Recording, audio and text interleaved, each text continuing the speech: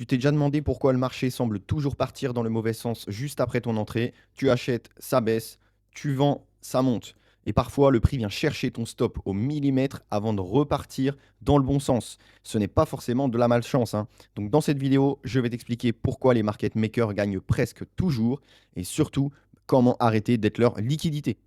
On peut voir ici, on a eu beaucoup de prises de liquidité juste avant un gros mouvement. Et ça, souvent, c'est du market making. Ils viennent chercher des stops comme juste ici. Ils viennent chercher toute cette liquidité, pam, avec un petit equal high juste ici. Et ensuite, le mouvement commence. Donc, à la fin de cette vidéo, tu vas comprendre trois choses. Premièrement, pourquoi le marché chasse souvent les stops. Deuxièmement, pourquoi les zones évidentes sont souvent des pièges. Troisièmement, comment commencer à penser comme les gros acteurs au lieu de trader comme la foule, comme tout le monde. Donc si tu veux comprendre le marché avant la foule, abonne-toi maintenant à Crypto Squad. Ici, on apprend à lire le marché et pas à courir après lui. Déjà, c'est quoi un market maker? Simplement, ça va être un gros acteur qui apporte de la liquidité au marché.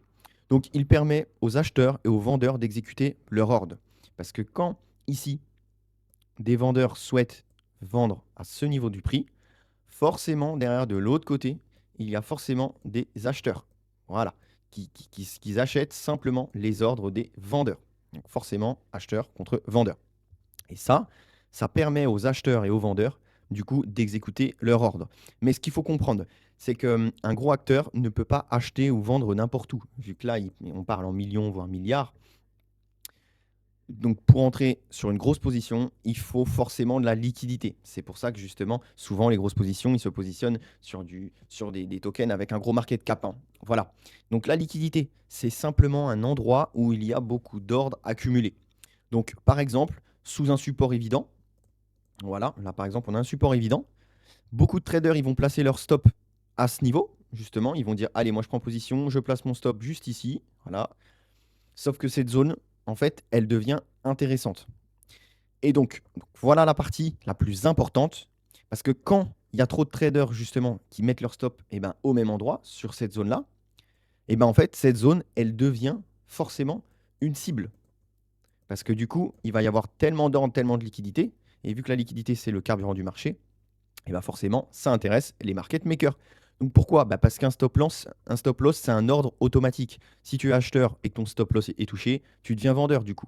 Et ben cette vente automatique, en fait, elle va créer en fait de la liquidité, elle, derrière. Donc, par exemple, on va regarder hop, sur ce support ici. Donc on voit en fait, sous ce support évident, on voit le stop loss ici. Et en fait, on voit la mèche qui descend, qui vient chercher en fait notre support qui vient chercher notre support et notre stop loss justement.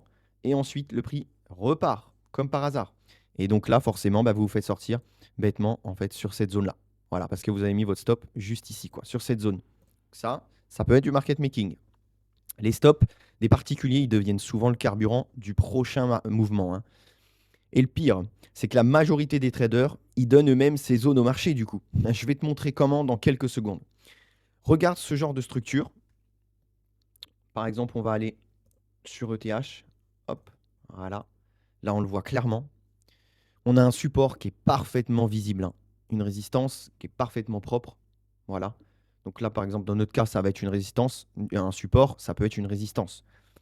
Donc, on peut avoir donc des sommets au même niveau. Voilà. Donc, on peut avoir des equal high, donc juste ici. Ou là, pareil, ça va être du carburant. On peut avoir également des equal low. Ou pareil, là, ça va être du carburant. Par exemple, on avait ce niveau-là ici. Là, on en a plus forcément. On a beaucoup de niveaux avec de la liquidité qui est toujours présent. Ça, c'est vachement important. Mais pour un débutant, ben, ça ressemble vite en fait à des zones parfaites pour rentrer en fait ces niveaux-là. Mais pour un gros acteur, ben, ça ressemble surtout en fait lui à une réserve de liquidité, hein, tout simplement. Donc un equal high, c'est plusieurs sommets au même endroit. Voilà, on voit clairement plusieurs sommets. Et un equal low, ça va être plusieurs creux au même endroit en fait. Voilà. Donc si tout le monde voit les mêmes creux, bah, beaucoup de stops seront placés juste en dessous. D'ailleurs, dis-moi en commentaire si tu t'es déjà fait sortir sur un stop avant que le prix parte dans l'autre sens. Et puis, je pense que ça arrive à tout le monde au moins une fois. Il faut forcément se faire avoir. Et si tu veux que je fasse une vidéo complète sur les equal high et les equal low, écris liquidité en commentaire. Et comme ça, on va prendre le temps de réaliser cette vidéo. Donc le piège classique, en fait, justement, c'est celui-ci, quoi. Le prix, en fait, il va arriver simplement, en fait, sur un support ou une résistance. À l'inverse, par exemple, juste ici, on voit bien une résistance. Et en fait, bah, tout le monde voit la cassure arriver ici. Tout le monde se dit, allez, le prix va casser en fait par le dessus. Les acheteurs, du coup, ils commencent à rentrer. Et en fait, le prix, il réintègre rapidement sous la résistance. Et résultat, eh ben, les acheteurs tardifs, ils se retrouvent tous piégés dans cette zone-là. Voilà, tout simplement. Et ça, on est sur du market making, par exemple, paf, prise de niveau, prise de liquidité juste ici. Et c'est ce qu'on appelle souvent un fake breakout. Voilà. Donc une cassure sans réintégration. Voilà, si on a vraiment juste une cassure sans volume, mais sans réintégration, ça c'est sûrement un fake breakout. Par contre, si on n'a pas de réintégration, mais avec un retest et avec du volume, on peut avoir une poursuite haussière. Et là, la cassure peut être validée. La foule, en fait, elle réagit à ce qu'elle voit, hein. Donc, les gros acteurs, eux, ils regardent où se trouvent les ordres, tout simplement. Les gros acteurs, eux, ils voient en fait juste une zone de liquidité. Alors que elle, la foule, elle voit une cassure. Les gros acteurs, eux, ils voient en fait des acheteurs piégés. Donc, du coup, elle, la foule de son côté, elle veut entrer vite. Voilà. Et en fait, eux, les gros acteurs, ils attendent simplement que la foule se positionne pour ensuite agir, lancer leur ordre, exécuter leur ordre, et puis ensuite, justement, pour faire monter le prix.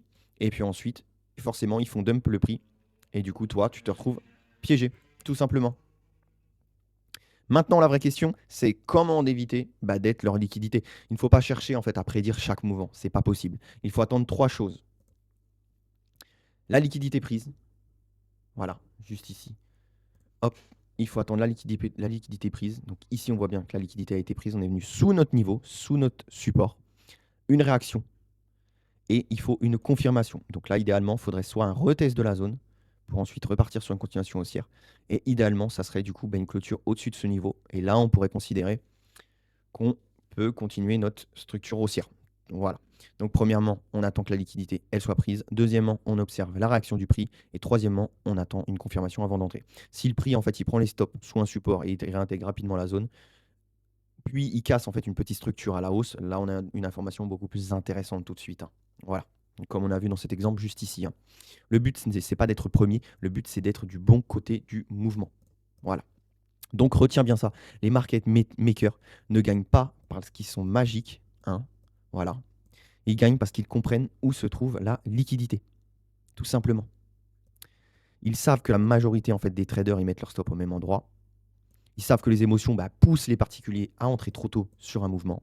Et ils savent que le marché a besoin de liquidité pour bouger et continuer sous mouvement. Si cette vidéo t'a aidé à voir le marché différemment, abonne-toi à Crypto Squad, ça nous fait toujours plaisir d'avoir du soutien. Partage cette vidéo à quelqu'un qui se fait toujours sortir avant le vrai mouvement. Et dis-moi en commentaire si tu veux que la prochaine vidéo soit sur les equal high, les equal low ou sur comment trouver le meilleur point d'entrée. Comme toujours, le but ici est simple, comprendre le marché avant la foule. On reste focus avec Crypto Squad.